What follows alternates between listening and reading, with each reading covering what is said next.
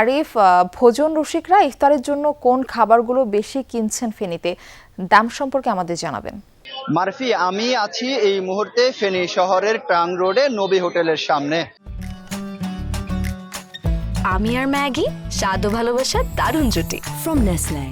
আপনাকে আমি আসলে এখানকার যে ইফতার বাজারের যে চিত্র সেটি একটু দেখানোর চেষ্টা করছি। নবী হোটেলে যে সকল ইফতারি নিয়ে এখানে পসরা সাজিয়ে তারা বসেছে, সে সকল ইফতারিগুলোর মধ্যে নিয়মিত যে সকল ইফতারি থাকে বুট, পেঁয়াজু, বেগুনি, এসবের বাইরে রয়েছে সবজির চপ, চিকেন জালি কাবাব, মাটন জালি কাবাব, মাটন সমুচা, mutton roll, mutton tikka kebab, পাটিসাপটা পিঠা, ডিম chop, chicken shawarma, chicken ball, chicken roll, chicken কাঠি kebab, chicken fry, chicken shashlik, chicken চাপ, chicken tandoori, chicken tikka, chicken বাটি কাবাব, জামাই মুরগি, চিকেন গ্রিল, মাটন হালিম, শাহি জিলাপি, রেশমি জিলাপি, বুরিন্দা, স্পেশাল পিন্নি, স্পেশাল রুটি, বাটার নান, দুধ নান, লাচ্ছি, ফালুদা, বোরহানি পুডিং, কাচ্চি বিরিয়ানি, বিফ বিরিয়ানি, চিকেন বিরিয়ানি, দই চিড়া সহ 40টি ইফতার এখানে রয়েছে। এখানকার যে মালিক রয়েছে আমি তার সাথে কথা বলেছি, তিনি যেটি জানিয়েছেন যে এবারে যে জ্বালানির যে সংকট কিংবা যে যুদ্ধ, এটির আসলে প্রভাব কিন্তু ইফতারি বাজারেও পড়েছে। কারণ এ সকল ইফতার সামগ্রী যখনই তারা আসলে